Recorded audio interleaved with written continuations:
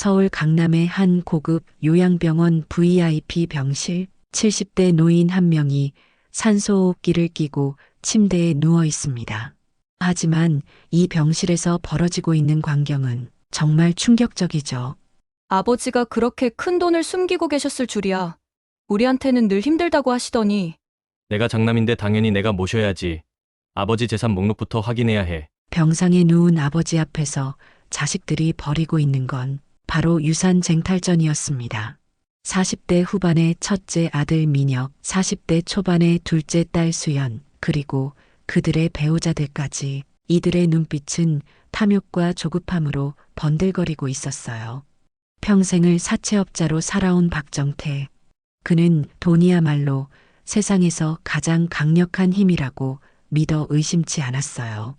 그의 사무실 금고에는 어마어마한 현금 다발들이 가득했고 차명 계좌 서류들로 넘쳐났습니다. 돈이 최고의 힘이고 세상은 돈으로 움직인다. 이것이 그가 자식들에게 평생 가르쳐온 철학이었죠. 채무자들을 몰아붙일 때도, 사업을 할 때도, 가족을 대할 때도 모든 것이 돈의 논리로 계산되었습니다. 그런데 갑작스러운 뇌졸중으로 쓰러진 후 그의 인생이 완전히 뒤바뀌게 됩니다. 평생 돈의 힘으로 모든 것을 지배했던 그가 이제는 누군가의 도움 없이는 숨조차 쉬기 어려운 상황이 된 거예요. 자식들의 관심사는 오직 하나뿐이었습니다. 아버지 통장이 몇 개나 되는 거야? 부동산은 또 얼마나 숨겨놨고? 유 원장 다시 써야 하는 거 아니에요? 정신이 더 흐려지기 전에. 박정태는 눈을 감은 채로 이 모든 대화를 듣고 있었습니다. 자신이 평생 심어놓은 돈에 대한 집착이 자식들을 이렇게 만들어버린 걸까요? 하지만 진짜 충격적인 건 따로 있었습니다. 자신의 병실을 담당하게 될 사회복지사가 바로 자신이 과거에 파산시켰던 그 가족의 딸이라는 사실을 말입니다. 과연 이 만남은 우연일까요? 아니면 운명일까요? 그리고 박정태는 이 상황에서 어떤 선택을 하게 될까요? 이 이야기가 어떻게 흘러갈지 궁금하시다면 구독과 좋아요 버튼을 눌러주세요. 1999년 서울 영등포의 한 허름한 상가 건물 3층 박정태 금융이라는 간판이 걸린 사무실에서 50대의 박정태가 책상에 앉아 있었습니다. 그의 앞에는 떨리는 목소리로 애원하는 한 남자가 무릎을 꿇고 있었어요.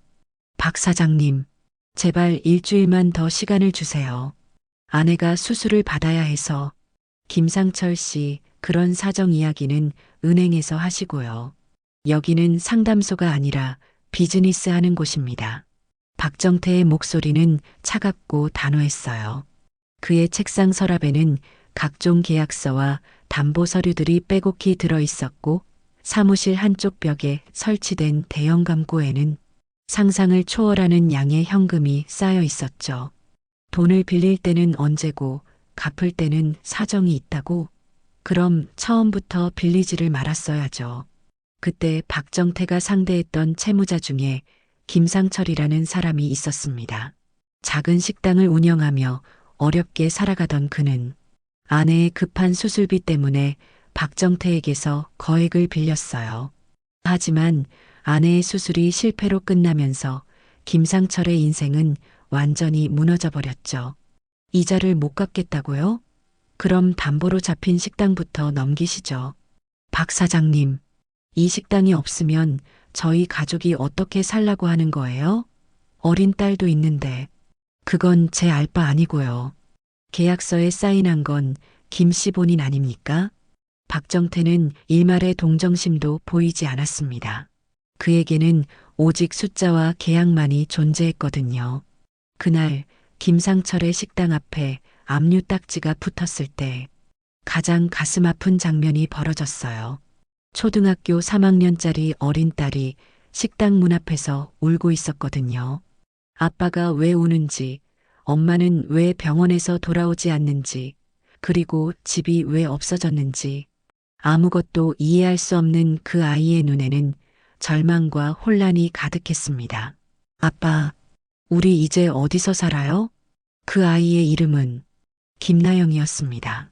박정태는 그 장면을 차 안에서 지켜보며 잠깐 망설였어요. 하지만 이내 시선을 돌리며 차를 출발시켰죠. 비즈니스는 비즈니스다. 감정이 개입되면 안 돼. 하지만 박정태가 몰랐던 사실이 하나 있습니다. 사실 김상철 가족의 파산은 단순한 개인적인 비극이 아니었어요. 그것은 박정태가 평생에 걸쳐 만들어낸 수백 개 가족들의 아픔 중 하나일 뿐이었거든요.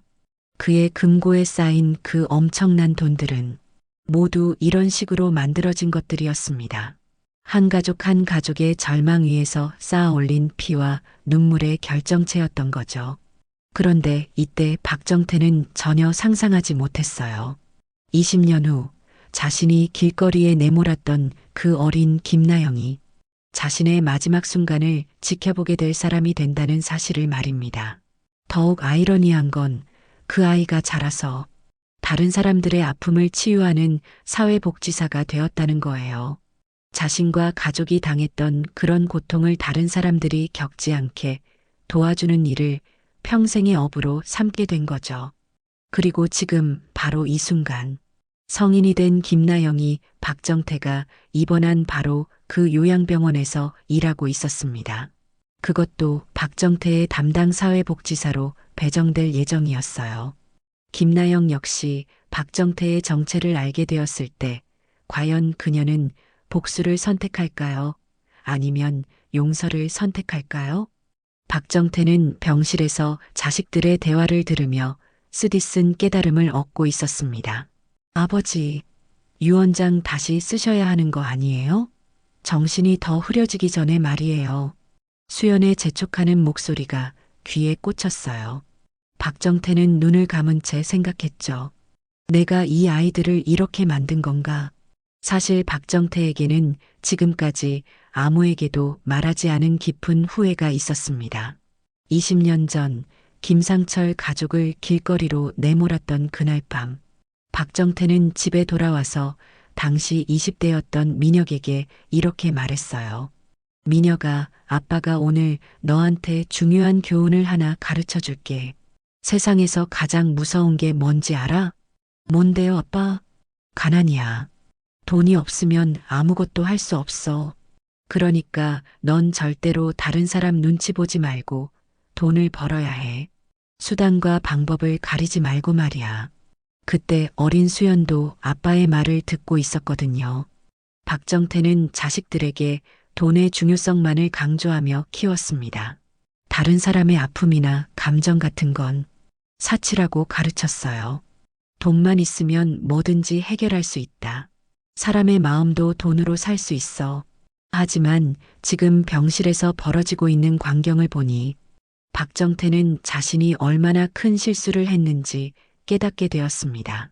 상속세까지 고려하면 미리미리 증여받는 게 낫겠어요. 아버지, 정신이 멀쩡할 때 서류 정리해야죠. 박정태는 이 모든 대화를 들으며 깊은 절망감에 빠졌습니다. 자신이 평생 추구해온 돈의 가치가 결국 자식들을 이렇게 만들어버린 거예요. 그들은 아버지의 건강 상태나 마음 상태에는 전혀 관심이 없었어요. 오직 재산에만 관심이 있었거든요. 아버지, 병원비 너무 많이 나오는 거 아니에요? VIP 병실 꼭 써야 해요? 수연의 말에 박정태의 가슴이 철렁 내려앉았습니다. 그런데 바로 그때 병실 문이 살짝 열리더니 한 여성이 조심스럽게 고개를 내밀었어요. 안녕하세요. 저는 이 병원 사회복지사 김나영이라고 합니다. 밝고 따뜻한 목소리였어요. 박정태는 그 목소리를 듣는 순간 어디선가 들어본 것 같은 느낌이 들었습니다. 김나영이 병실로 들어오자 민혁과 수연은 서로 눈짓을 주고받았어요. 사회복지사요? 우리 아버지한테 무슨 일이 있나요? 아, 네. 환자분의 심리적 안정을 위해서 배정받았습니다. 가족분들 간에 조금 의견 차이가 있으시다고 들었어서요.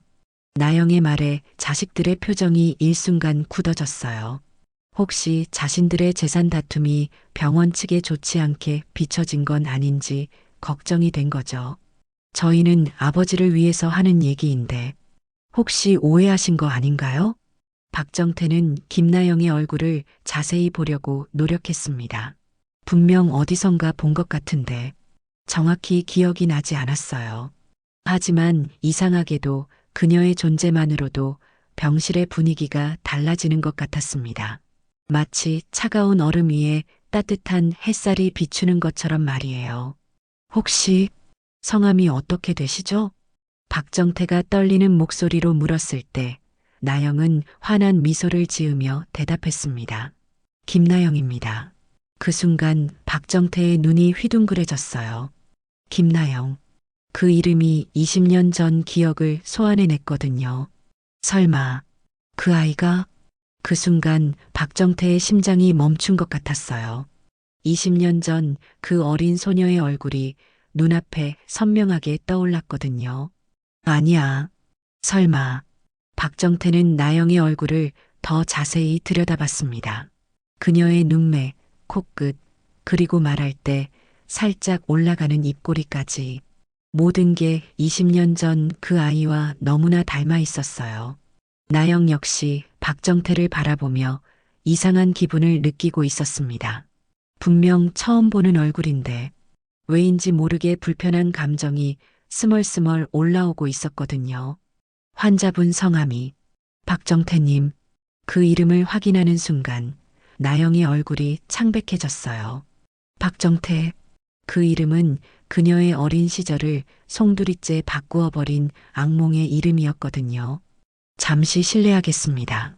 나영은 떨리는 목소리로 말하며 급히 병실을 나갔어요. 복도 한쪽에서 벽에 기대어 서서 깊은 숨을 들이쉬었죠. 정말 그 사람이야. 우리 가족을 망가뜨린 바로 그 사람. 하지만 이상했어요. 나영이 느끼는 감정은 복수심이나 분노가 아니었습니다. 오히려 깊은 연민과 안타까움이었어요. 20년 동안 사회복지사로 일하면서 나영은 수많은 사람들의 아픔을 봐왔거든요. 그리고 깨달았죠. 상처를 주는 사람도 결국 상처받은 사람이라는 것을. 저 노인이 정말 행복했을까? 돈으로 모든 걸 해결하려던 저 사람이. 병실 안에서는 박정태가 큰 충격에 빠져 있었어요. 그 아이가 정말 그 아이구나. 민혁과 수연은 아버지의 이상한 반응을 눈치챘어요. 아빠, 왜 그래요? 사회복지사가 뭔가 문제라도 있나요? 아니다. 아니야. 박정태는 말을 제대로 잇지 못했습니다. 갑자기 가슴이 조여오면서 숨이 가빠졌어요. 10분 후 나영이 다시 병실로 들어왔습니다. 이번에는 완전히 다른 표정이었어요. 전문적이고 차분한 사회복지사의 얼굴이었죠. 죄송합니다. 잠깐 다른 업무가 있어서요. 그럼 이제 환자분의 상태에 대해 이야기해 볼까요? 나영의 목소리는 한없이 따뜻했지만 박정태는 그 따뜻함 뒤에 숨어 있는 복잡한 감정을 느낄 수 있었어요. 환자분께서는 현재 신체적인 회복도 중요하지만 심리적 안정이 더욱 필요한 상태세요. 가족분들의 사랑과 관심이 치료에 큰 도움이 될 거예요. 그 말을 들은 민혁과 수연은 서로 어색한 표정을 지었어요. 사실 그들이 아버지에게 보인 관심은 사랑이 아니라 재산에 대한 욕심이었거든요. 저희가 뭘 어떻게 해야 할까요? 수연이 조심스럽게 물었을 때 나영은 환한 미소를 지었습니다. 간단해요. 그냥 진심으로 대화를 나누시면 돼요. 옛날 이야기도 좋고 감사했던 일들도 좋고 돈 이야기가 아닌 마음의 이야기를 해보세요. 그 순간 병실에 깊은 침묵이 흘렸어요. 가족들이 언제 마지막으로 마음의 이야기를 나눴는지 아무도 기억나지 않았거든요. 나영이 병실을 나간 후 박정태는 자식들을 불렀어요. 민혁아, 수연아, 아빠가 너희들에게 할 말이 있다. 네, 아빠. 유원장 얘기죠? 아니야. 그게 아니라. 박정태는 떨리는 목소리로 말을 이어갔습니다. 아빠가 평생 너희들에게 잘못 가르친 것 같다. 돈이 전부라고. 돈으로 모든 걸 해결할 수 있다고. 민혁과 수연은 갑작스러운 아버지의 말에 당황했어요. 아빠, 무슨 소리예요? 아빠가 평생 벌어놓으신 돈 덕분에 우리가 잘 살 수 있는 거잖아요. 그래요, 아빠. 돈이 없으면 아무것도 할 수 없어요. 아빠가 늘 하시던 말씀이잖아요. 하지만 박정태의 마음속에는 전혀 다른 생각이 자리 잡고 있었어요. 나영이, 그 아이는 내가 망가뜨린 가족의 딸인데 왜 나를 원망하지 않는 거지? 왜 저렇게 따뜻하게 대해주는 거야? 그날 밤 박정태가 잠들기 전에 우연히 들은 간병인들의 대화였어요. 김나영 선생님 정말 대단해. 자기를 그렇게 힘들게 한 사람인데도. 응? 무슨 소리야? 아, 너 몰라? 김나영 선생님이 어릴 때 가족이 사채업자 때문에 완전히 망했었대. 그런데 그 사채업자가 바로.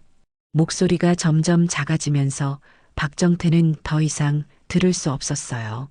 하지만 충분했습니다. 나영이 자신의 정체를 알고 있다는 것을 확인했거든요. 박정태는 잠들 수 없었습니다. 평생 돈의 논리로만 살아온 그에게 이해할 수 없는 새로운 세계가 펼쳐지고 있었거든요. 나영의 진짜 의도가 무엇인지, 그리고 박정태가 숨겨온 마지막 비밀이 드러나면서 모든 것이 예상치 못한 방향으로 흘러가게 될 테니까요. 다음 날 아침 나영이 병실에 들어왔을 때 가져온 건 의외의 물건이었습니다. 어르신, 이거 드시고 싶지 않으세요? 손에 들고 있는 건 호떡 한 개였어요. 그냥 평범한 길거리 호떡이었죠. 병원 음식만 드시니까 입맛이 없으실 것 같아서 제가 어릴 때 아플 때마다 아버지가 사주시던 거예요. 박정태는 깜짝 놀랐습니다. 나영이 자신의 아버지 이야기를 꺼낸 거거든요. 그것도 자연스럽게 말이에요. 선생님 아버지가 호떡을 사주셨다고요?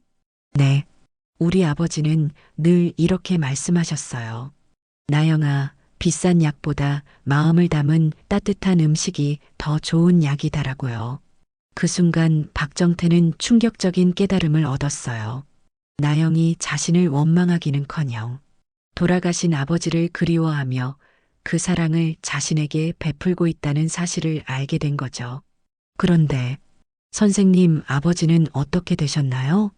박정태가 조심스럽게 물었을 때 나영의 눈가에 슬픔이 스쳤습니다. 몇 년 전에 돌아가셨어요. 스트레스성 심장병이었는데 아마 그때 일 때문에 많이 힘드셨나 봐요. 그때 일, 바로 20년 전 박정태가 김상철 가족을 파산시켰던 그 일을 말하는 거였어요. 박정태의 가슴이 무너지는 것 같았습니다. 자신 때문에 한 가족이 완전히 망가졌고 심지어 아버지까지 세상을 떠나게 되었다는 사실을 직면하게 된 거죠.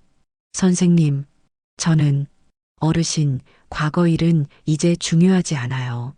나영이 환하게 웃으며 말했습니다. 제가 사회복지사가 된 이유를 아세요? 아버지가 돌아가시기 전에 저에게 이런 말씀을 하셨거든요. 나영아, 상처받은 사람은 다른 사람의 상처를 더 잘 이해할 수 있단다. 그 아픔을 이용해서 복수하지 말고 다른 사람들을 치유하는 힘으로 사용하렴. 나영의 말을 들은 후 박정태는 자신의 인생을 완전히 다르게 보기 시작했어요. 그날 오후 나영은 박정태와 함께 병원 정원을 산책했습니다. 휠체어를 밀어주며 말이죠. 어르신, 혹시 기억나세요? 제일 행복했던 순간이 언제였는지? 행복했던 순간이라. 박정태는 한참을 생각했어요. 사업이 잘 됐을 때, 큰 돈을 벌었을 때, 아니면 자식들이 태어났을 때, 잘 모르겠습니다. 돈을 벌 때가 제일 기뻤던 것 같은데. 정말요? 나영이 고개를 갸웃거렸어요. 그럼 지금은 어떠세요? 그렇게 많은 돈이 있는데도 행복하세요? 그 질문에 박정태는 대답할 수 없었습니다. 돈은 많았지만 행복하지 않았거든요. 오히려 외롭고 쓸쓸했어요. 제가 만난 어르신들 중에서 정말 행복해 보이는 분들이 있어요. 그분들의 공통점을 아세요? 뭔가요? 사랑받고 있다는 느낌을 받는 분들이에요. 돈이 많고 적고는 상관없어요. 가족들이 진심으로 걱정해주고 자주 와서 이야기 나누고 함께 웃고 그런 분들이 제일 평화로워 보이시더라고요. 나영의 말에 박정태는 깊은 생각에 빠졌습니다. 내 자식들은 나를 사랑하는 게 아니라 내 돈을 사랑하는 거구나. 그 순간 박정태는 진짜 적이 누구인지 깨달았어요. 그것은 다른 사람이 아니라 바로 자신이 평생 추구해온 돈에 대한 집착이었습니다. 그날 밤 박정태는 나영에게 물어봤어요. 선생님, 만약 제가 선생님께 큰 돈을 준다면 어떻게 하겠습니까? 글쎄요. 아마도 좋은 일에 쓸 것 같아요. 저처럼 어려움을 겪는 가족들을 도와주는 재단을 만들거나요. 자신을 위해서는 안 쓰겠습니까? 제가 필요한 건 많지 않아요. 따뜻한 집 하나, 맛있는 밥 한 끼, 그리고 진심으로 대화할 수 있는 사람이면 충분해요. 박정태는 충격을 받았습니다. 나영의 가치관이 자신과 완전히 달랐거든요. 그런데 어르신은 어떠세요? 정말 원하는 게 뭐예요? 나영의 질문에 박정태는 처음으로 솔직하게 대답했어요. 사실 외롭습니다. 돈은 많지만 진짜 나를 걱정해주는 사람은 없어요. 자식들도 내 돈만 보지 나라는 사람은 보지 않거든요. 그럼 이제부터라도 바꿔보시면 어때요? 어떻게요? 돈이 아닌 마음으로 대화해 보세요. 자녀분들에게 사랑한다고 말해 보시고 과거에 고마웠던 일들을 얘기해 보시고 돈 이야기가 아닌 진짜 이야기를 해 보시라고요. 박정태는 그제서야 깨달았습니다. 자신이 지금까지 잘못된 방법으로 사랑을 표현해 왔다는 것을 말이에요. 자식들에게 돈을 주는 것이 사랑이라고 생각했는데 사실은 함께 시간을 보내고 서로의 마음을 나누는 것이 진짜 사랑이었던 거죠. 선생님, 고맙습니다. 덕분에 70년 만에 처음으로 진짜 중요한 것이 뭔지 알 것 같아요. 하지만 바로 그때 박정태의 머릿속에 새로운 계획이 떠올랐어요. 내가 지금까지 돈으로만 생각했다면 이제는 마음으로 생각해보자. 내 재산을 정말 의미 있게 사용할 방법은 없을까? 그리고 나영을 바라보며 생각했죠. 이 아이야말로 내 돈을 진짜 좋은 곳에 쓸 줄 아는 사람이 아닐까? 박정태의 마음속에 전혀 새로운 생각이 자리 잡기 시작했습니다. 그것은 자식들도 그 누구도 예상하지 못할 놀라운 결정의 씨앗이었어요. 그런데 선생님, 혹시 제가 마지막으로 정말 의미 있는 일을 해볼 수 있을까요? 지금까지 돈으로 상처를 준 만큼 이번에는 돈으로 사람들을 치유하는 일을 해보고 싶거든요. 나영의 눈이 반짝였습니다. 그녀는 박정태의 진심을 느낄 수 있었거든요. 하지만 둘 다 알지 못했어요. 이 대화가 곧 엄청난 폭풍을 불러일으키게 될 거라는 사실을 말이죠. 그로부터 일주일 후 박정태는 중대한 결심을 하게 됩니다. 그날도 민혁과 수연은 병실에 와서 똑같은 이야기를 반복하고 있었어요. 아버지, 부동산 시장이 불안정해지고 있어요. 미리 정리해 두시는 게 좋을 것 같은데. 맞아요, 아버지. 상속세도 생각해야 하고 유언장도 다시 써야 하지 않아요? 박정태는 그들의 말을 가만히 듣고 있다가 갑자기 또렷한 목소리로 말했습니다. 민혁아, 수연아, 아빠가 결정한 게 있다. 민혁의 눈이 반짝였어요. 수연도 기대에 찬 표정으로 아버지를 바라봤죠. 아빠 재산을 김나영 씨에게 주기로 했다. 병실에 죽음 같은 침묵이 흘렀습니다. 네, 뭐라고 하셨어요? 수연이 혹시 잘못 들었나 싶어 다시 물었어요. 내 모든 재산을 나영 씨에게 증여하겠다는 뜻이야. 부동산, 예금, 주식, 전부 다. 아빠, 정신 나간 거예요. 민혁이 벌떡 일어나며 소리쳤습니다. 그 여자가 뭔데요? 갑자기 나타나서 아버지를 꼬신 거 아니에요? 분명히 돈을 노리고 접근한 거야. 수연도 얼굴이 새하얗게 질렸어요. 아버지, 우리가 당신 자식이에요. 혈육이라고요. 그런데 남이 와서 재산을 가져간다고요? 아버지 정신 상태를 검사받아야 해요. 분명히 치매 초기 증상이야. 그 여자 고발해야 해. 노인 대상 사기죄로. 박정태는 자식들의 반응을 보며 깊은 슬픔을 느꼈습니다. 결국 그들이 자신을 사랑한 게 아니라 돈을 사랑했다는 사실이 적나라하게 드러난 거거든요. 너희들, 정말 아빠보다 돈이 더 중요하구나. 당연하죠. 아버지가 평생 그렇게 가르치셨잖아요. 돈이 최고라고, 돈이 있어야 살 수 있다고. 민혁의 말에 박정태의 가슴이 더욱 아팠어요. 자신이 잘못 가르친 결과가 이거였던 거죠. 바로 그때 나영이 병실에 들어왔습니다. 아수라장이 된 상황을 보고 깜짝 놀랐어요. 무슨 일이에요? 당신이죠. 당신이 우리 아버지를 꼬신 거죠? 수연이 나영에게 달려들려고 했지만 박정태가 간신히 말렸어요. 그만해. 김나영 씨는 아무 잘못이 없어. 아버지, 정신 차리세요. 그 여자가 뭔지도 모르면서. 알고 있다. 박정태의 조용한 목소리에 모두가 멈췄어요. 나는 김나영 선생님이 누구인지 알고 있다. 박정태는 떨리는 목소리로 20년 전의 진실을 털어놨습니다. 김상철 가족을 파산시킨 일, 어린 나영이 길거리에서 울고 있던 모습, 그리고 그 일로 인해 나영의 아버지가 세상을 떠나게 된 일까지. 그런데도 이 아이는 나를 원망하지 않았어. 오히려 아버지를 그리워하는 마음으로 나를 돌봐줬단다. 자식들은 충격에 빠졌어요.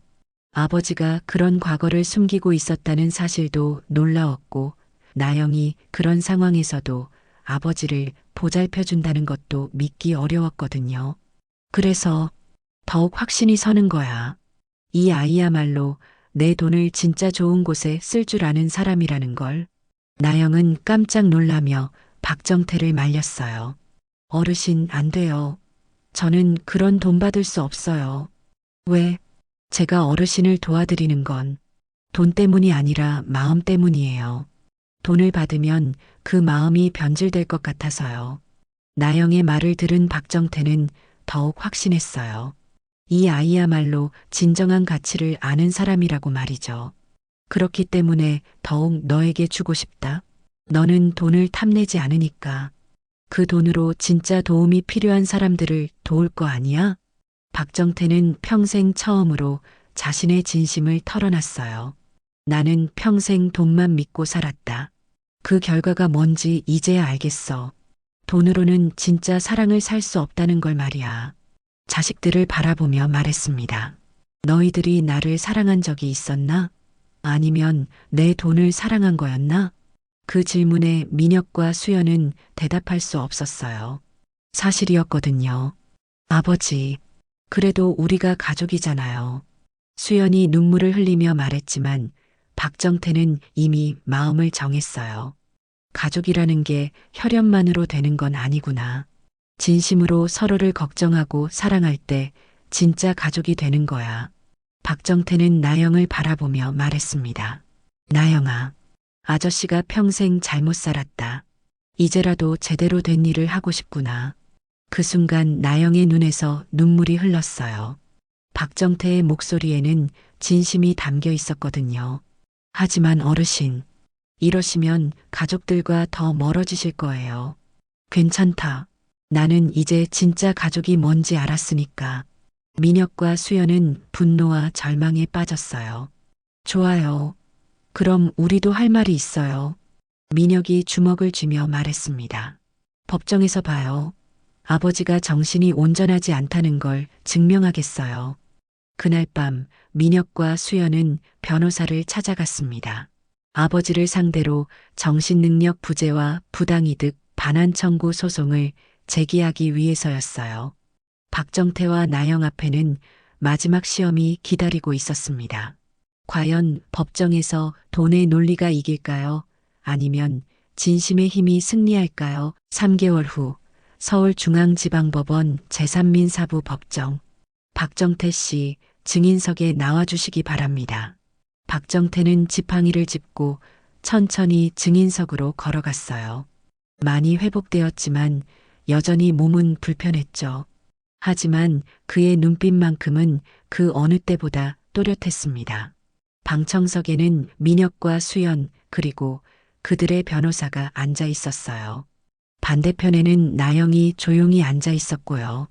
증인은 2024년 10월 15일 피고 김나영에게 본인의 전 재산을 증여하겠다고 선언했습니다. 그 이유가 무엇입니까? 원고 측 변호사의 질문에 박정태는 깊게 숨을 들이쉬었어요. 그 전에 제가 평생 어떻게 살았는지부터 말씀드리고 싶습니다. 판사가 고개를 끄덕였고 박정태는 이야기를 시작했어요. 저는 50년간 사채업을 했습니다. 그 과정에서 수많은 가족들을 파산시켰죠. 김나영 씨의 가족도 그중 하나였고요. 방청석에서 웅성거림이 일었어요. 민혁과 수연은 당황한 표정을 지었습니다. 아버지가 이렇게 솔직하게 과거를 털어놓을 줄은 몰랐거든요. 당시 저는 돈이 세상에서 가장 강력한 힘이라고 믿었습니다. 그래서 자식들에게도 그렇게 가르쳤어요. 돈이 있으면 뭐든지 할 수 있다. 사람의 마음도 돈으로 살 수 있다고 말이죠. 박정태의 목소리가 떨렸어요. 하지만 병에 걸리고 나서야 깨달았습니다. 제가 평생 추구했던 그 돈이 진짜 중요한 것들은 하나도 사줄 수 없다는 걸 말이에요. 그럼에도 불구하고 김나영은 저를 원망하지 않았습니다. 박정태는 나영을 바라보며 말했어요. 오히려 저에게 아버지를 그리워하는 마음으로 따뜻하게 대해줬어요. 그것이 증여 결정의 이유입니까? 그렇습니다. 나영이는 돈을 탐내지 않았기 때문에 더욱 그 돈을 맡기고 싶었어요. 제가 평생 잘못 사용한 그 돈을 이번에는 정말 도움이 필요한 사람들을 위해 쓰이기를 바랐거든요. 원고 측 변호사가 반박했습니다. 하지만 증인의 친자식들이 있지 않습니까? 혈연 관계가 있는 가족들보다 남인 피고를 선택한 이유는 무엇입니까? 박정태는 잠시 침묵했다가 힘겹게 입을 열었어요. 제 자식들이 저를 한 번이라도 사람으로서 걱정해 준 적이 있나요?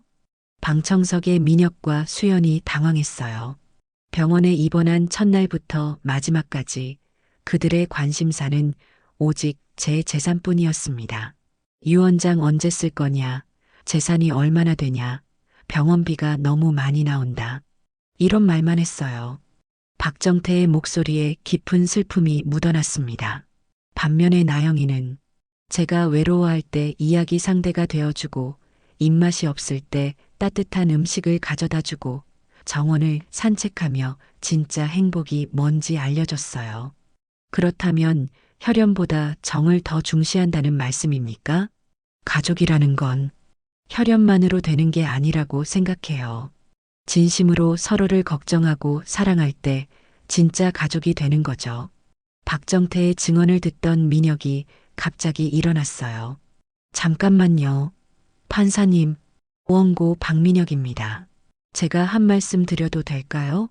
판사가 허락하자 민혁은 떨리는 목소리로 말하기 시작했어요. 아버지, 저희가 정말 그렇게 했나요? 민혁의 눈에서 눈물이 흘렀어요. 아버지의 말을 들으니 자신들이 얼마나 끔찍한 자식이었는지 깨닫게 된 거죠. 아버지가 아프신데 저희는 정말 돈 얘기만 했네요.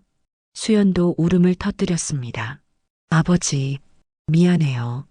저희가 너무 못된 짓을 했어요. 평생 아버지께서 돈이 최고라고 가르치셔서 저희도 모르게 그것만 생각하게 된 것 같아요. 민혁이 박정태에게 고개를 숙였어요. 하지만 그건 변명이에요. 아무리 그래도 아버지를 사람으로 대하지 않은 건 저희 잘못이에요. 수연도 나영에게 고개를 숙였습니다. 나영 씨, 정말 죄송해요. 저희가 너무 의심하고 원망했어요. 그런데 나영 씨는 정말 아버지를 진심으로 돌봐주셨네요. 나영도 눈물을 흘리며 말했어요. 아니에요. 저도 처음에는 복수하고 싶은 마음이 있었어요. 하지만 어르신을 보니 똑같이 상처받은 사람이라는 생각이 들었거든요. 어르신도 돈만 믿고 살다가 진짜 사랑을 잃어버린 채로 외롭게 사신 거잖아요. 그게 저희 아버지와 비슷해 보였어요. 법정 안에 깊은 침묵이 흘렀습니다. 모든 사람들이 감동에 젖어 있었어요. 판사가 입을 열었습니다. 박정태 씨, 그렇다면 재산 증여 의사를 철회하시겠습니까? 박정태는 민혁과 수연 그리고 나영을 차례로 바라봤어요. 아닙니다. 하지만 조건이 있습니다. 박정태가 환하게 웃으며 말했습니다. 나영이가 그 돈으로 재단을 만들어서 어려운 가족들을 도와주는 일을 했으면 해요. 그리고 민혁이와 수연이도 그 재단에서 함께 일했으면 좋겠어요. 우리가요? 그래. 너희들도 이제 진짜 가치가 뭔지 배워야 할 때야. 돈을 버는 것보다 사람을 도와주는 일이 얼마나 보람 있는지 알아보렴. 민혁과 수연이 고개를 끄덕였어요. 이제서야 아버지의 진짜 마음을 이해하게 된 거죠. 그리고 나영아, 내 어르신, 앞으로는 진짜 가족으로 살자꾸나. 나영이 환하게 웃었어요. 네, 좋아요. 법정에 박수 소리가 울려 퍼졌습니다. 돈으로는 살 수 없는 진정한 가족의 의미가 무엇인지 모든 사람들이 깨닫게 된 순간이었어요. 6개월 후 서울 마포구의 한 작은 건물, 김상철 가족돕기 재단이라는 간판이 걸린 이곳에서는 매일 따뜻한 일들이 벌어지고 있었어요. 어머니, 오늘 병원 검사 결과 어떠셨어요? 나영이 한 할머니의 손을 잡고 물어봤습니다. 이 할머니는 치료비 때문에 고민하던 중에 재단의 도움을 받게 된 분이었어요. 나영이 덕분에 수술 잘 받았어. 이제 아프지도 않고 정말 고마워. 다행이에요. 그런데 할머니, 제가 감사해야 할 분은 따로 계세요. 나영이 재단 사무실 한쪽을 가리켰어요. 거기에는 박정태가 앉아서 상담 업무를 보고 있었거든요. 이사장님, 이분이 치료비 때문에 걱정이 많으시대요. 아, 그러세요? 어디 한번 이야기해 봅시다. 걱정하지 마세요. 우리가 도와드릴게요. 박정태의 목소리는 20년 전과는 완전히 달랐어요. 차갑고 계산적이던 목소리가 이제는 따뜻하고 부드러웠습니다. 한쪽에서는 민혁이 컴퓨터 앞에 앉아 후원자 관리 업무를 하고 있었어요. 아버지, 이번 달 후원금이 또 늘었어요. 작은 금액이지만 정기 후원해 주시는 분들이 점점 많아지고 있어요. 그래, 고마운 일이네. 돈이 많고 적고가 중요한 게 아니라 마음이 중요한 거니까. 박정태는 예전처럼 숫자에만 집착하지 않았어요. 대신 한 명 한 명의 사연에 귀 기울이고 있었죠. 수연도 옆에서 상담 기록을 정리하며 말했습니다. 아버지, 지난달에 도와드린 김 씨 가족에서 편지가 왔어요. 아들이 대학교에 합격했다고 감사 인사를 전한대요. 정말? 그 아이가? 참 기특하네. 박정태의 얼굴에 환한 미소가 번졌어요. 예전에는 돈을 벌었을 때만 느꼈던 기쁨을 이제는 다른 사람을 도왔을 때 느끼고 있었거든요. 저녁이 되어 재단 문을 닫고 4명은 함께 근처 작은 식당으로 향했습니다. 아버지, 오늘도 많은 분들을 도와드렸네요. 뿌듯해요. 민혁이 환하게 웃으며 말했어요. 예전에는 돈을 버는 것에만 관심이 있었던 그가 이제는 사람을 돕는 일에서 진짜 보람을 느끼고 있었어요. 맞아요. 저도 이런 기분은 처음이에요. 명품 가방 하나 사는 것보다 한 가족의 웃음을 되찾아주는 게 훨씬 행복하네요. 수연도 완전히 변해 있었죠. 예전처럼 허영심이나 체면에 집착하지 않고 진짜 가치 있는 일이 무엇인지 깨닫게 된 거예요. 박정태는 자식들의 변화된 모습을 보며 감격했습니다. 너희들이 이렇게 변할 줄이야. 아빠가 제일 잘한 일이 바로 너희들에게 진짜 삶의 의미를 알려준 것 같다. 아버지가 가르쳐 주신 거죠. 돈보다 중요한 게 있다는 걸. 아니야. 그건 나영이가 우리 모두에게 가르쳐 준 거야. 박정태가 나영을 바라보며 말했어요. 나영아, 내가 없었다면 우리 가족은 영원히 돈의 노예로 살았을 거야. 내가 우리에게 진짜 사랑이 뭔지 보여줬구나. 나영의 눈가에 눈물이 맺혔어요. 저야말로 감사해요. 저도 진짜 가족이 뭔지 배웠거든요. 혈연이 아니어도 진심으로 서로를 걱정하고 사랑하면 가족이 될 수 있다는 걸 말이에요. 민혁과 수연도 고개를 끄덕였어요. 정말 그랬거든요.